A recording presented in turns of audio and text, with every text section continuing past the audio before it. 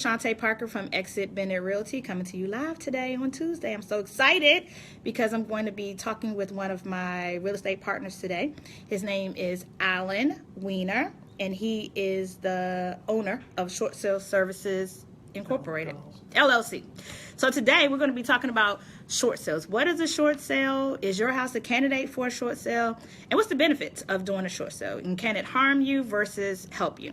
So that's what we're going to be talking about today. We're going to wait just a couple more minutes for some more people to join. I want to tell you one more thing. A reminder that my class that I'm hosting this weekend, the website for that is www.dreambigdreamhome.com. That's where you can come and learn how to build your brand new house, fix your credit at the same time, and also get a tax savings when you purchase a home. So that's this Saturday, not Saturday, sorry, January 15th, Sunday from 1 to 3.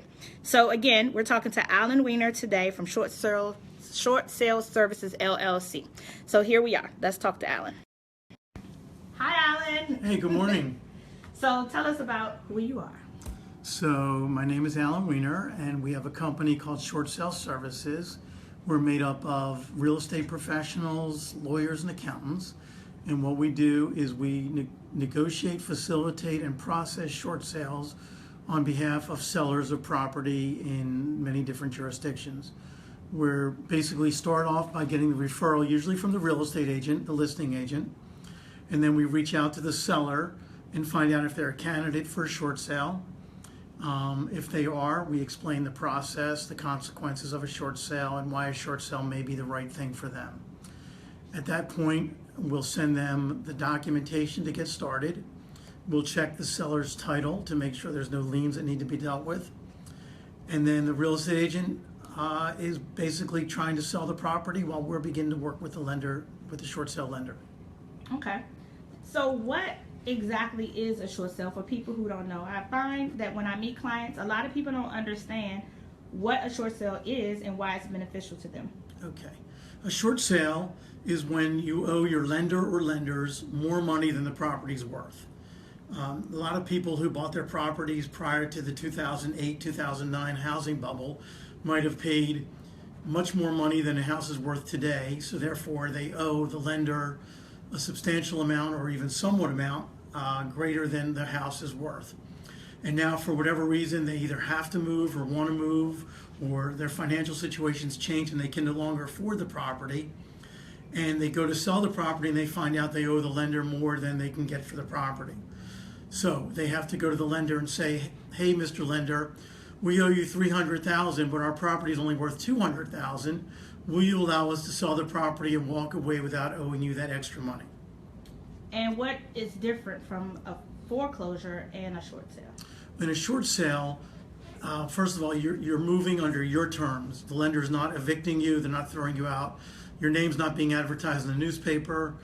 So you do save face that way. The second thing it does is it saves your credit somewhat. You're not, in a short sale, it's not a permanent mark against your credit. In a foreclosure or even a bankruptcy, you have a permanent mark that lasts on your credit for 7 to 10 years. In a short sale, your credit will take a hit, but it will start going back up as soon as you start paying your other obligations. And the other thing is, now this is a law that's in flux a little bit, but with certain investors, there may be some money available to you as a seller for relocation or an incentive to close. The lenders will sometimes give money to sellers to vacate the property and complete a short sale. Now that's good news. When you say money, tell us what the average is. What have you seen? Well, up until December 31st, 2016, a couple of weeks ago, there was the federal law called HAFA, H-A-F-A, which gave sellers of their principal residence $10,000 to do a short sale. Unfortunately, that law has come and gone after 7 or 8 or 9 years, and it's no longer available. So now it's up to the different investors and the servicers to decide how much money they're going to give, if they're going to give any. We always try to get $10,000, but this is a new area since the law just went into effect 2 weeks ago, or the old law went away 2 weeks ago. So we're still in the infancy stages, but generally lenders are saying they're going to still work and offer some relocation money to sellers. And when you say $10,000, is this a free $10,000? How does the $10,000 work? Well, again, under the HAFA laws, the lender was giving, at closing, the seller would get $10,000. It would show up on the settlement statement, and the seller would get a $10,000 check at closing. That they can walk out. They walk away with, yes. So they leave their house behind that's upside down, and they walk away with the check in hand. Right. Okay. Now that's good news. That is good news, and we're hoping it continues under the private laws, even though the federal government's no longer involved with the HAFA. So I wish I could say that $10,000 was going to be on every deal like it used to be, but we just don't know at this point. And I think the big question for short sales is can a person buy a house after a short sale? What are the I guess ramifications of buying again?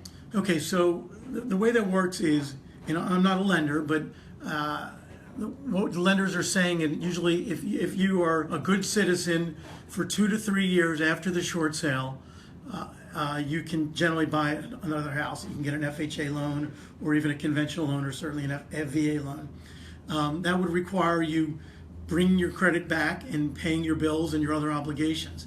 I also tell people to send a letter to their credit bureau after the closing when they sell their property, usually explaining what the event was that caused them to be in a bad situation. Whether somebody got sick, a divorce, they lost their job, they had to relocate, whatever caused them to get in a bind and having to do the short sale. I tell people to put that on their record in their credit report. And then I would tell them, once they start paying their bills again, give it a year, rent for a year, and then a year and a half, they can start talking to lenders about what they need to do to go out and buy another property. And the good news is, then they buy it under today's prices as opposed to the 2007 inflated prices that they bought it under. Okay.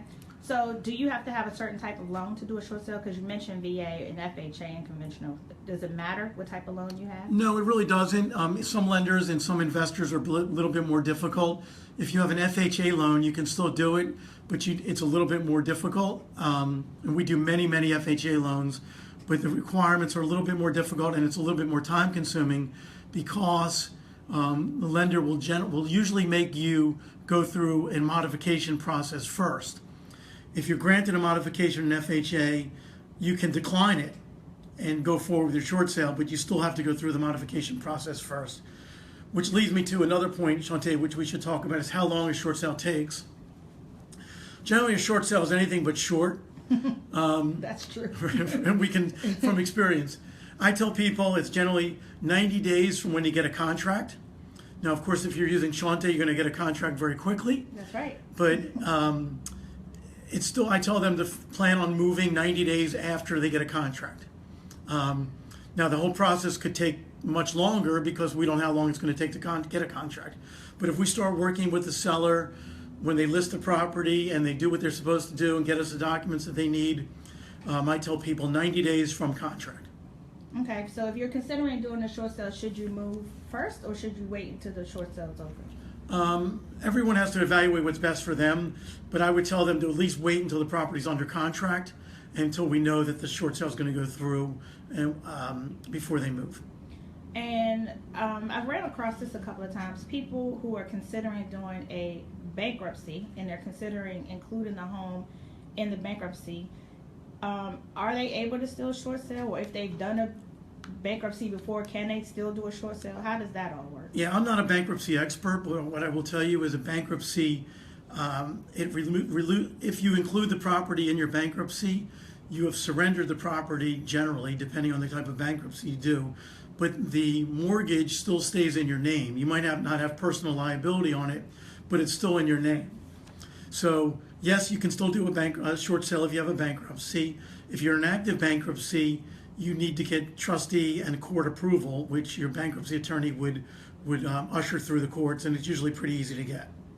So the big question is, how much does it cost the client to do a short sale? Because people think that they have to pay out-of-pocket money, the commission up front, your retainer up front. How does that all work? How do they get a short sale done? Okay, so our fees, our company's fees are paid by the short sale lender. I wish I could tell you how much we make on a deal, but we don't know because every deal is different depending on the investor. So whatever we ask for a certain amount and the lender gives us some crumbs beyond that, and we take it and we move on. We will never hold up a deal based on our fees not being high enough. So our fees, the commissions, all the closing costs generally are included in the short sale. So the short answer is sellers generally do not have to come to the table with any money. Now there is a caveat to that. Water bills generally need to be paid by the seller before closing or at the closing table. So that could be an out-of-pocket expense. And then the big thing, which is causing all of us to have gray hair, is homeowners association. If you're not current with your homeowner association, we will ask the lender to bring it current and pay the arrearage, but generally the lender will only pay a limited amount of the past due, usually only a year. So if you're more than a year behind, you either have to come out of pocket or negotiate with your HOA for them to take a smaller amount, and we help you with that too. Okay. Anything else you want to add, Alan? All of this has been really great. Yeah, one last thing everyone should know about. There's tax consequences to a short sale, just as there are tax consequences to a foreclosure.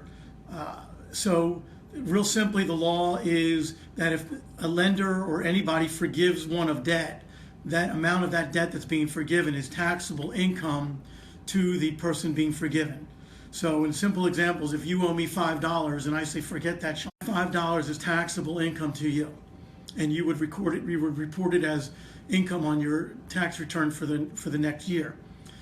So up until December 31st, 2016, the federal government had said that if you do a short sale or if you do a short sale and the bank forgives you of debt, if it was your principal residence, that would be forgiven and not included in your taxes. Unfortunately, again, that expired on December 31st, 2016, and as of now, it has not been extended. Now, again, there's still talk of being extended retroactively, but in light of what how much is going on downtown in DC, we don't know what's going to happen down there.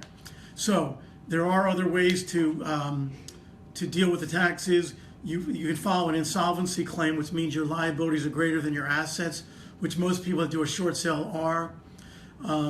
I will leave you with this, saying most people that do a short sale will figure out there are legal ways to avoid paying the tax. I would suggest that anybody that's going to do a short sale talk to their tax professional before they get involved and figure out what's best for them. But I would not let the tax consequences affect your decision, because there are ways to legally deal with it. Okay. Well, thank you so much, Alan. That was very, very helpful. And we are really excited to help you. If you are thinking about a short sale, if you're considering a short sale, if you know someone who has a house that may be upside down or maybe in a situation, maybe they're getting a divorce, a separation, maybe someone died, I don't know. Whatever the situation is possibility that we can help them. We would love to help them.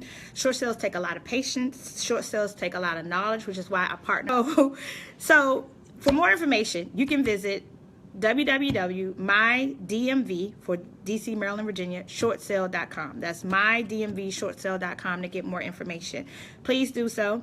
If you have any questions, you can also email us. You can email me for right now at exitwithparker@gmail.com. You can also call me at 240-423-5911. You can reach Alan at 301. What's the rest? 362 59 00 or AWEIN 555 at gmail.com. And one last thing I'd like to say, Sean. One last thing is we get a lot of people calling us and deciding whether they want to do a short sale or not. And I tell them, you're $100,000, you're $200,000 upside down. You're never going to make that money back. So if you qualify, you should look into it. And I know people are emotionally attached to their homes, but this is a great way out of a mess. And when they're done, people will thank Shante, they'll thank me, and say that they finally are relieved because they got this mess behind them. And the final thing I'll say is, don't be afraid. When you get a letter from your lender and they're threatening you, don't ignore it. Because the longer you wait, the less options you have. But if you deal with it and you call Shante or call me, we can deal with it at that point and give you options. There are options other than just going through foreclosure. So don't be afraid of your lender. Okay. Well, thank you so much, Alan. Thank you guys for tuning in. If you have any more questions, please leave a comment below. Talk to you later. Have a great day. Bye.